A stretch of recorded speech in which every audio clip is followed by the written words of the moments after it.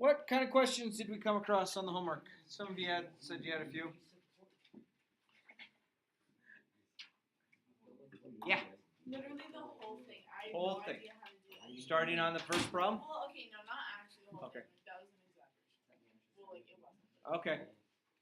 Like, for example. Oh, thanks for getting that. Number 2. What does number 2 say? 1/5 plus 3w over 15 equals 4/5. Did I write it correctly? Yes. Cool. So this was one of those that we want to clear the denominator, right? Yeah. Okay, so the big trick on this is tell me what the denominators are. 15 15 and 5. Now 5 repeats itself, but we don't have to say it twice. Is that okay? So what I'm going to do is I want to do this. I want to get rid of it. Well, I know that if I multiply everything by 15, 5 also goes into 15, right? So I'm going to multiply this by 15, which is the same thing as saying 15 over 1, okay? And this times 15 over 1, and this by 15 over 1. Okay, and the reason I'm saying 15 over 1 is I'm multiplying fraction to fraction, but you remember back in the day, the good trick with the fraction times a fraction is you reduce first and then you multiply. So from the bottom here to here, that's 3. Then I get 3 times 1, which is 3. Plus sign comes down. Yeah? So that little thing right there, what? I'm just multiplying. 3 times the 1. How did you get 3? Because 5 reduces into itself once. 5 goes into 15 3 times. Oh. Okay? And then watch on this one.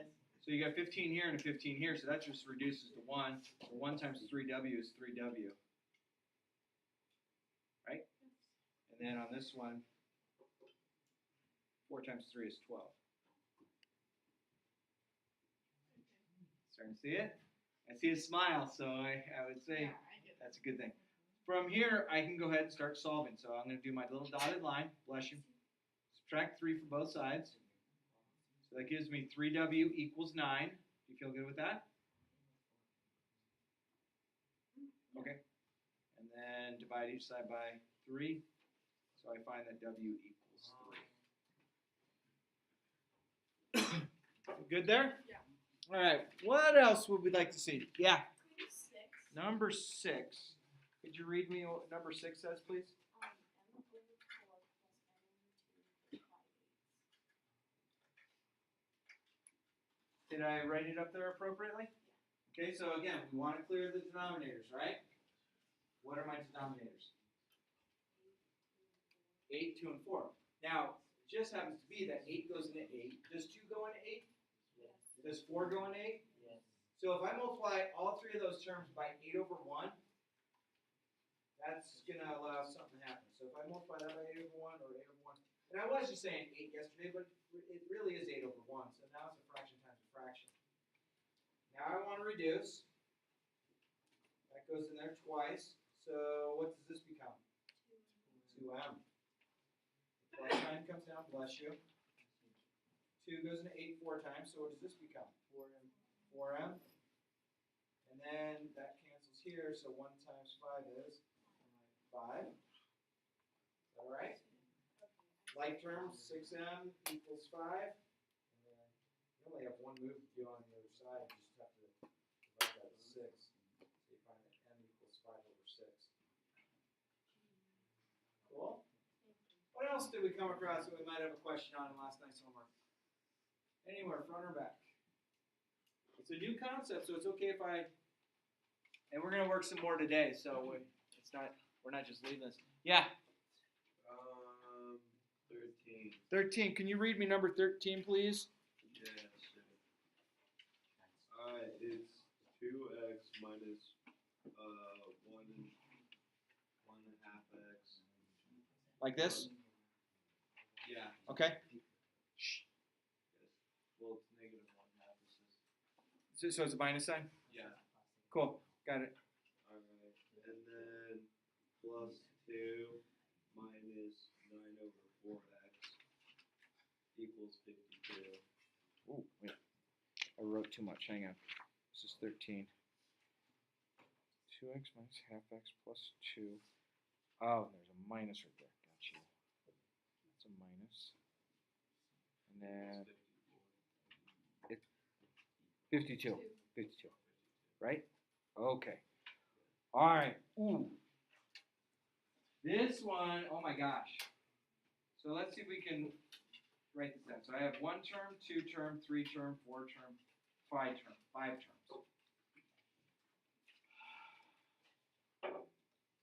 You know what I want to do? I don't want to have the 1/2 and I don't want the 5/4 or the 9/4. I don't want those denominators. So what can I multiply everything by to get rid of the fraction?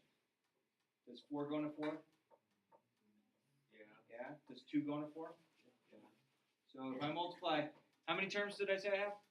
5. If I multiply every term by 4, and this will be 4 over 1, that's the same thing. That's a 4, and 4 over 1, and 4. Is that okay? So this just multiplies to give me 8x. Agreed? Subtraction sign comes down. 2 goes into 4 twice, and then 2 times 1x is just 2x. Feel comfortable with that?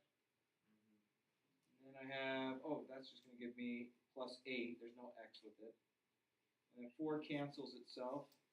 So that's going to be minus 9x. And then 4 times 52 is 108, I believe. Oh, wait, 208. Excuse me. You feel comfortable with everything I've just done? Yeah. The sweet thing is the denominators are gone. So now it looks like I do have some like terms. So this is a like term, this is a like term, and that's a like term. So let's add those together. So 8x subtracting 2x is what? 8 minus 2 is? 6. And then 6 subtracting 9. It's going to be a negative number, so what is it? Negative what? 3. And then x comes along. What does that look like? Oh, yeah, Bobo. Got it. Alright, let's subtract 8 from both sides. So negative 3x equals 200. That's kind of a nasty problem. Alright, so I'm going to divide each side by negative 3. It doesn't look like I can produce that, so x is equal to this negative 200 over 3. Yikes. But that's okay. That's a 200. I can clean that up a smidge.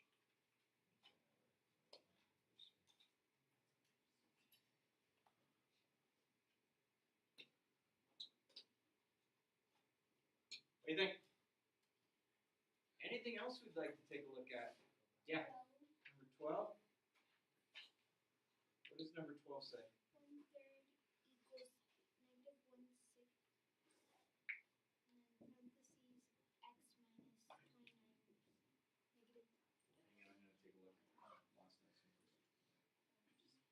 1/2 equals negative 1/6. I goofed that.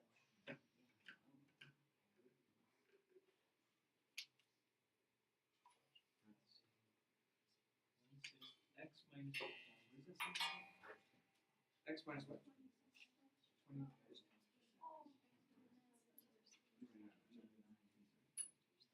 Did I write it appropriately? We good? Oh, you're going charging, huh? Gotcha. You just needed a little juice? Is that what you're doing? Oh, okay. Oh, I'm getting your way. I do what I do best. I always get in the way. All right. This is an interesting problem. This is a term right here. And this whole side is a term right here. So we have 2 terms up there. If I decided to distribute the negative 1/6 over the parentheses, that would then give me 3 terms. But right now I only have 2 terms. So let's maybe just deal with 2 terms for right now. But we might have a fraction in the very end to deal with. So if I multiply this by 6 over 1 and this by 6 over 1, watch what's going to happen. 3 goes into 6 twice. 2 times 1 is 2 equals 6 cancels here. So I have negative 1 out front. And I have x minus 29 over 2. Okay? Does that make sense? So I still have only 2 terms. But if I distribute this negative 1 over the parentheses, it's going to give me 3 terms. That's my next step. I want to distribute here and here. So I have 2 equals negative 1x plus 29 over 2. Can I clear the denominator again? What do you think? Yeah. How many terms did I have now because I distributed? 3. Okay. So what should I multiply all 3 terms by to get rid of that denominator? 2. 2. So I'm going to multiply by 2 over 1 and times 2 and times 2. So that's 4 equals negative 2x plus 29 because those cancel. There we go.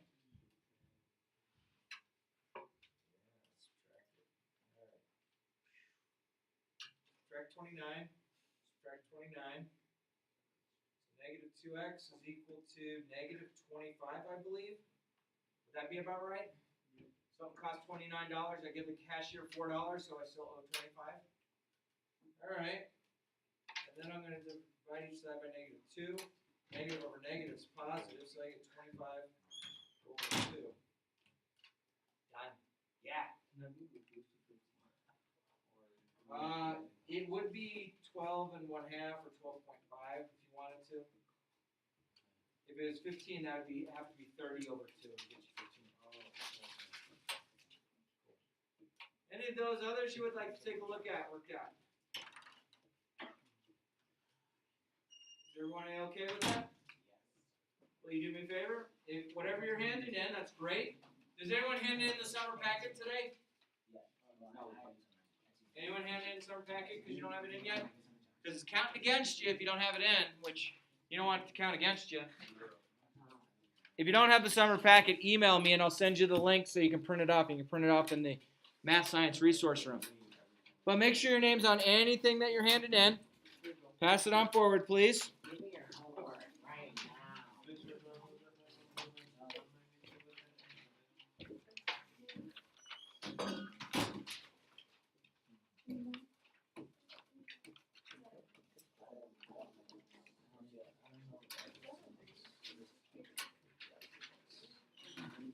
Did it work?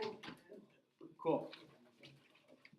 Yeah, they want us to have those nurse passes. I don't know why. Someone made a decision it wasn't me. And Great, now you had a bend that hurt your back's already aching. you have anything old? Names on it? This is under my desk. That was under your desk? Oh. That is my last period class. Oh, thank you. Awesome. All right.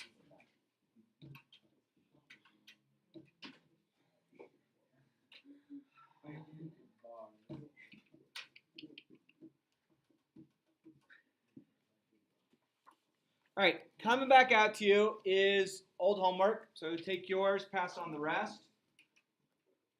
And then I will also hand out today's notes.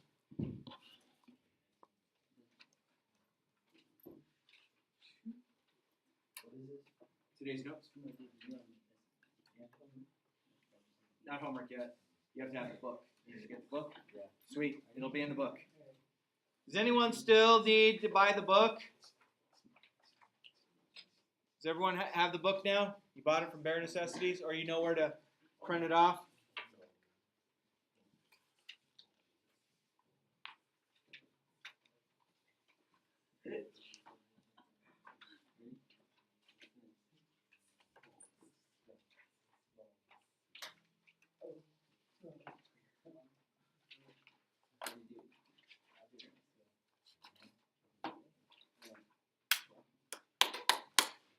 Everyone happy? All right, a few things this week that will be taking place. We will have on Friday, we have a small quiz. Okay, shouldn't be horrible. I will tell you that I think it's, we just took a look at it this morning. It looks pretty good. We were adjusting a couple things on it, but we'll print it. It'll be on Friday. Things about if you take a quiz, test or quiz here at Creek, you have something to write out, with you. If you're allowed to use a calculator, sometimes we might say, hey, you can't use a calculator if you have, if you have I'm honestly fine with if you have a 4-function calculator, you can use it on any test or quiz, whether we say you can use a calculator or not. And a 4-function calculator isn't like the big graphing ones. The 4-function calculator is the calculator that will go plus, minus, times, divide, and that's it. Okay? Do you want to know where you might have that 4-function calculator in your house? I'm going to tell you. Okay, you go in your house. Doesn't matter what house you're in, anybody's house, but probably in your house as well. You go in the kitchen. There's that one drawer that is hard to close sometimes. You know the drawer I'm talking about? Because it's piled with everything. There's like 12 flashlights in there. Only one of them kind of works. They have batteries from every random place you've ever gotten batteries. You have no idea, and you're like, where did this battery come from? Yeah. Are you talking about a junk drawer? Oh, yeah. You know the drawer I'm talking about? It's got the Scotch tape in there that's got like a millimeter of Scotch tape left. But we didn't want to throw it away because why would I throw that away when there's still, this much of it? It has a pair of scissors that's broken. It has a stapler that hasn't had staples in it since 1941. Okay, you know the junk drawer I'm talking about? Also in that junk drawer, there's this calculator, and the buttons are like this big. I'm just being facetious, but it's usually got larger batteries. And on there, it will have plus, minus, times, divide. That's a 4-function calculator. You can use that on any one of my test or quizzes. I will not provide you one, but if you have that, take a look in that junk drawer, because I bet you it's there. Back in the 1970s, 1980s, if you opened up a checking account at the bank, they'd give you one. People were like, ooh, I got a calculator. And then, dude, look, it's solar. Okay? But you're always welcome to use that if it's on any test or quiz. If I say, hey, no calculators, that's the only one you can use. You have to be able to provide your own. If you don't have one, I'm not going to provide it. Now, I do have a class set of the fancier calculators. If I do have a quiz that allows you to use calculators, I have 10 of them. So I don't have enough for everybody, so you just should make sure and know you can't use your cell phone on a test or quiz. All right, so solving multi-step equations review. So let's walk through this a little bit. All right, ooh, looks like we have a little riddle. I'm imaginary 3 odd numbers. What's an odd number? Give me one example of an odd number. Yeah. How much? 3? I like it. Another one? 11. Another one? 1. I like it. 1, 3, 11. So we good on odd numbers? So I'm thinking of 3 odd numbers in a row. So I'm thinking of these 3 odd numbers all in a row. When added together, so if I add these all together, they sum up to 33. Okay, so let's think about this.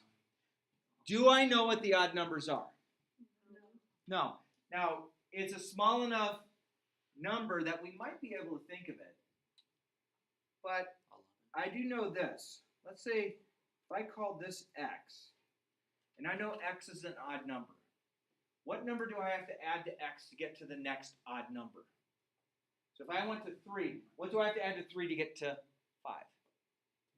2? Okay. So I'm going to make this one x plus 2. Okay. What do I have to add to x to get to the one after?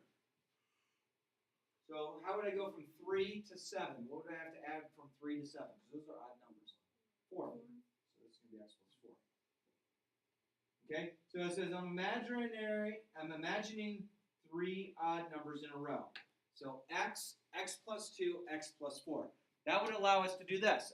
I'm not worried right now that it's equal to 33, but if this was 65, this would be 67, this would be 69. If this is 101, this would be 103, this would be 105.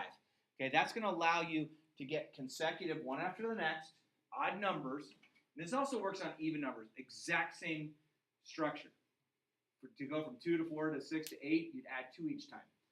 But this right here is 3 odd numbers. So I have 3 odd numbers in a row. So I have x plus 2, x plus 4. I don't know what x is at this point, but I'm going to combine it. All right. So using this like this, on the left side, the side that's not the 33, Do I have any like terms? Yeah. All the x's. are Yeah. even So I have numbers. x plus x plus x. What's x plus x plus x? 3x. 3x. Agree? And then I have 2 and 4. If I add 2 and 4 together, what do I get? 6. And it's equal to what? All right. Ready? So I'm going to do my little dotted line and extend the page. So what should I do to both sides to get x alone? Subtract 6. Subtract 6. Love it. So I get 3x is equal to 33 subtract 6. 27. Divide each side by 3. So x equals 9. So I have 9. What's my next number of this? So if this is 9, what's this one? 9 plus 2 is 11. 9 plus 4 is 13. Is 9 added to 11? That's 20. 20 added to 13. Is it 33? Yes. Are 9, 11, and X equals 13 9. consecutive odd numbers? They are. They're all in a row. They're consecutive odd numbers. Even numbers are 2, 4, 6, 8. Odd numbers are 1, 3, 5, 7. Right? Huh. How do you feel? Can we move on? I'm still writing this down. And this takes a little bit different thinking. So 2 consecutive even numbers have a sum of 62. What are the numbers? So consecutive means what? It's like the next in line. So the next consecutive even number after 2 is 4. The next consecutive even number after 4 is 6. Then 8. Okay, if I went to consecutive odd numbers, if I started at 1, then the next consecutive odd number is 3. Then the next consecutive odd number after that is 5, so on and so forth. If you're just talking about integers and you're talking about consecutive integers, you're going 1, 2, 3, 4, 5. But this is 2 consecutive even numbers. So I have x, and then in order to get to the next even number is x plus 2. So this is your first number. This makes your second number. Those are consecutive even numbers. It's the exact same terminology as odd numbers. And then they have a sum of 62. You feel comfortable with that? We're going to combine like terms. So I have x and x, which is 2x. So 2x added to 2 is equal to 62. Now I can start solving it. I can start solving it, right? So I'm going to subtract 2. So I get 2x is equal to 60. Divide by 2, divide by 2. What's x equal to? 30. Is 30 an even number? Yes or no? Yeah? So if this one right here is 30, what does this one have to be? What's the next consecutive even number after 30? 32. If I add 30 and 32 together, do I get 62? Okay. Are 30 and 32 both even numbers? Are 30 and 32 both even numbers? And even numbers divisible by 2. Are 30 and 32 even numbers? Okay. Are they consecutive even numbers? Meaning, are they one after the next? They sure are. Answer the question. Try another. It's a little bit of a thought process. So I want to answer. Oh, we already did this one. We just did this one, right? So as you're drawing an arrow from the one box to this box, I wanted to answer something. Here is the big worldwide mystery of math. Y'all sat in a class and you had that one kid who raised their hand going, "What do we have to use this for in life?" You know the kid? It might have been you. It's okay. I know it was me. I came across the greatest answer that I truly believe. Want to hear it? Okay. Your brain. Still with me on this? I can tell you right now that your brain and my brain, as we sit here in our chairs, is the consistency of cream cheese. Yes, it would spread. Gross? Okay? Wait, whipped cream cheese or regular? Regular. And not the garden veggie style. Okay? That's the consistency of what your brain is. Your brain is made up of all these neurons, and a neuron has a pathway, a synaptic pathway. It goes from one to the next. So there was things that you couldn't figure out when you were a little kid, but you started to figure out, like how to balance. That was a neural pathway that was developed by you holding up on the coffee table and doing one of these, right? You might not remember learning how to walk, but your parents probably do. Okay? Or you might have a younger sibling that you might have seen learn to walk. And they're wobbling, but you learn to walk. And then, by mimicking, you learn how to talk. And then you learned how to read. But you didn't just pick up a book and you were fluent in reading. You had to go through certain pathways in order to start recognizing terminology and words. Okay? So that's all. I mean, those are all things that were needed to get you to this point.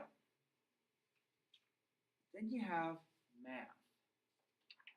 Now, I will never tell you, if you're going to be an engineer, this is the kind of math you need. I'm not that guy. All the math that I've ever taught in my career, from the lowest of low math in high school to the highest math in high school, and everything in between. What's my favorite? Whatever I'm teaching that year is my favorite. Okay? So Algebra 1 and Algebra 2 are my favorite math classes. I'm teaching both those this year. But math is the way that we recognized that we could bring to people to allow people to think at a higher level. Not mathematically higher level, just a higher level. Okay? Now here's a few sillies. You ever go over to that buffet? You know the buffets anywhere, any restaurant buffet? You know what I'm talking about? You ever been to a buffet? So you got the tray, and then you got a plate, and you got like more silverware than you know what to do with, and you probably got a stack of napkins, right? And then you have some bowl where you're like, I don't know what this is for, but I'll put it on my tray as well. And then they give you still following me in this adventure? So as you're wandering down and you start seeing the green stuff, you're like, well, that's salad. I don't want that. And then you get down here. That's looking a little bit better. Oh, look, they have pudding in the salad area. So put some pudding on your, because, no one's ever had pudding. And then you move from this counter and then you go to the next counter. You set your tray down and all of a sudden you're like, ooh, this is the good stuff. They got mashed potatoes and mac and cheese. Y'all been there? You know what I'm talking about? Now you're starting to understand the buffet I go through. So, in my opinion, there is nothing wrong with saying macaroni and cheese is a vegetable. I'm with you. So I take the scoop. That's the mashed potatoes and gravy and the mac and cheese. And then you get to the next thing, and you notice up here there's this weird colored light that looks kind of cool. So you hold your hand under it, and it's warm. But then there's a little sign right here. It says, caution, hot. Right? You know the sign? And it's got some sort of meat dish underneath it. So what do you do when it says caution hot? What are you going to do with that? Touch it. Oh, yeah. And what did you discover? It's hot. It was hot, right? So now you go back to the table and you're like, man, touch that lamp. It was hot. And your friends are looking at you going, well, duh. It says it's hot. Yeah. How hungry are you? How, right now? Oh, I'm not right now. No, but I'm just trying to tell you how the whole discovery of inductive reasoning works with, because you touch the thing and it says caution hot. So let me ask you this. I've never done that. Okay, I expect you to. Or stay in the line until you see someone to. So, what? Let me ask you this. Though. After you've hit after you've touched the thing that was hot, the next time you've gone through, Do you touch it again? Yes. Okay. Touch it a third time? Yes. Uh-oh, he's the kid who never learns. That's okay. But, so needless to say, the majority of people won't go back and touch it. Another example, you're at the mall. You still with me in this story? You go to the mall. Some of the doors say, pull. And you see people do what? They push. Now what's funny is you see the person push over here and like 8 doors over this way, you see someone coming out the door. So like, oh, that one's open. And you'll see them walk down to it. It's like, no, you're supposed to pull it. Okay? But that's a developmental process that those people are having a problem with. But most of us, as we walk up to the door, even if we didn't read the big, long 4-letter word that says pull, but we saw it say P-U, and so it must say push, because pull and push are 2 letters apart, right? But most of us learn that, if I can't push it to open it, I must pull it to open it, except for the village idiot that has to see someone, 8 doors down. Oh, that opens open. Yeah. I have a story. My story's still. Hang on. My story's good though. My story's like really Wow. It's like 2 seconds. One. It was today at King Supers. Yeah, buddy. And someone pressed the alarm because they thought if they held it for 15 seconds, then it would go off. And someone did it. It was funny. King Supers has got to love you guys. I told him. I told him. Yeah. I told him to. All right. So It was worth it. my response to that. You were the one that pushed it. It's okay if you were. I asked him. Just him. okay. All right, back to me. So- Gallagher. Ask me. It's probably Aiden. He didn't. He asked someone to. I'm gonna And he spit. fell for it. All right. So, needless to say, I'm giving you simple little life lessons that you discovered by doing, and you probably don't go do it again. You ever make that bicycle ramp when you were a kid? No, You missed I just out. go downhill. Huh? I just go downhill. Downhills? You ever make the jump? Whenever I'm bored. It's fine to jump, right? Breaking the bone. Yeah. So you have the one friend who's going to ride their bike, and you made the ramp or the jump or whatever. And you got the one kid who jumps at first and totally crashes. You know the kid?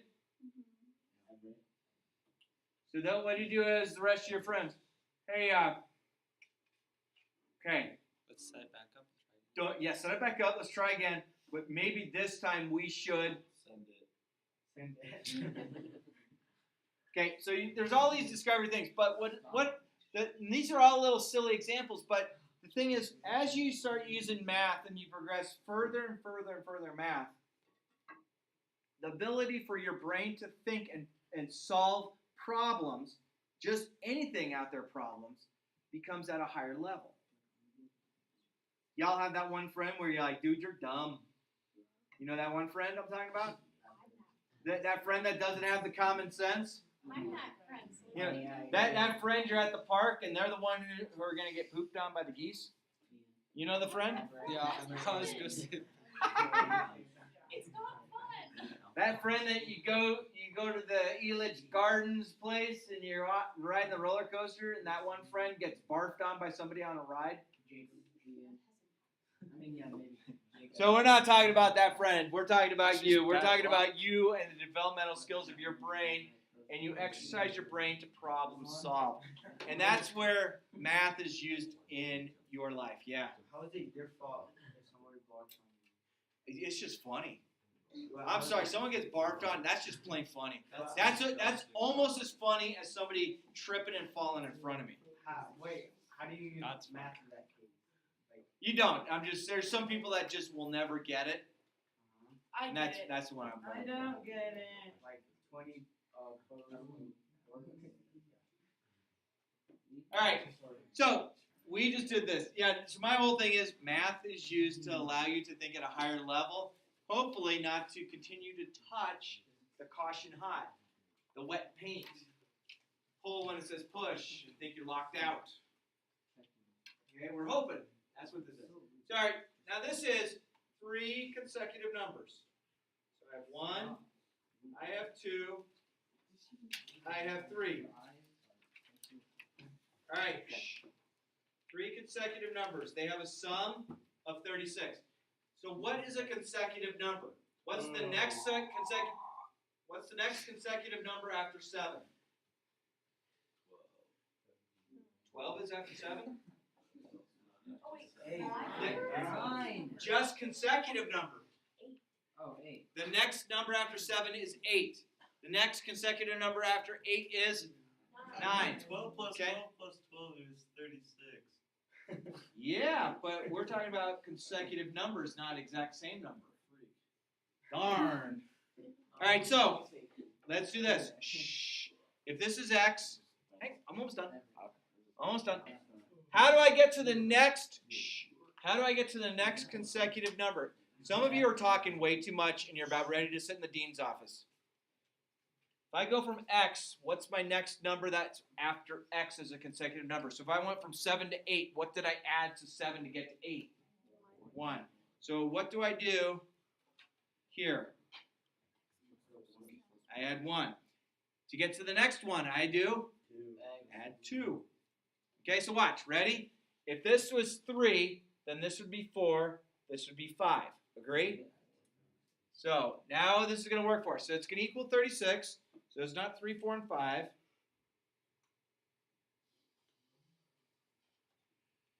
Do I have like terms over here? That's a like term, that's a like term, that's a like term. This is a like term, and this is a like term. Okay, so what's x plus x plus x? Why are we, okay, I have that over there for a reason. It's not to go back and check the phone every time, okay? So next time you do that, I take your phone and your ID and you pick it up from the dean. Cool? I'm just giving you a warning. That's the reason I have that over there is so we don't go and check our phone.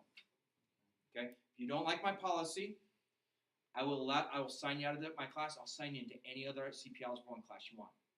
Okay? But that's my policy. I respect you enough that I take my phone and I also put it over there, right? So why are you not respecting me enough to do that? Because you have to charge it. I was respecting you saying, okay, you have to charge it, but now you're going back and checking it. Does that make sense? I'm just trying to point it out. Thanks, man. Love you. Okay? Really do. I don't want to lose you.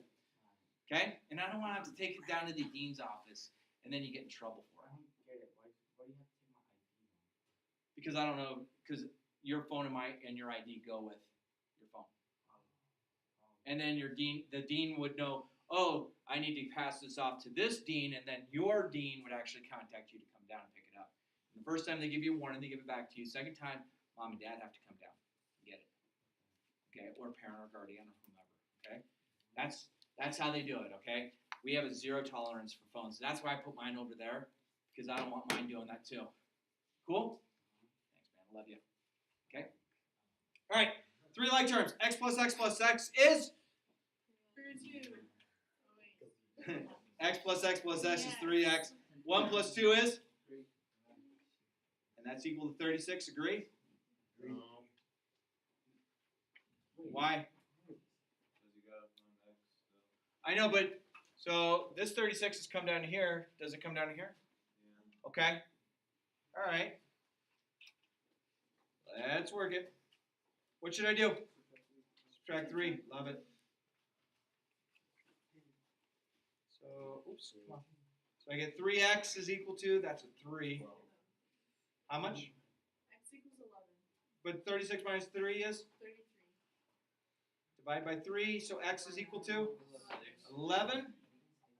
Right? 33 divided by 3 is 11. So this is 11. Whoops, where'd it go? Where'd it go? This is 11. This is what? 12. This is what? 13. Cool. Alright. So, we had one last slide we're not going to get to, I don't think. What time we out here? 48.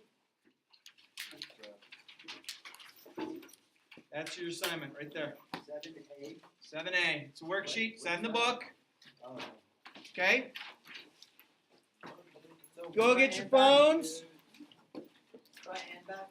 Yeah, front and back. Yeah, will somebody bring me my phone? It's in a black OtterBox.